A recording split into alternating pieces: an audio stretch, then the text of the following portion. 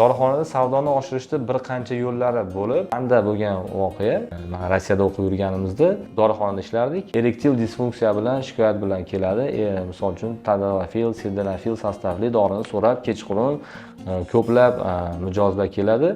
Shunda siz nima berishingiz mumkin? Oddiy, men o'zim qo'llaydigan soha. Agar sizda shu erektil disfunksiya anchadan beri kuzatilayotgan bo'lsa, yoshingiz hali yosh ekan, sizda может быть qanaqangidir vitaminlar yetishmayapti, sizda o'sha selen, rux elementlari yetishmasligidan sizda o'sha erektil disfunksiya kuzatilayotgan bo'lishi mumkin.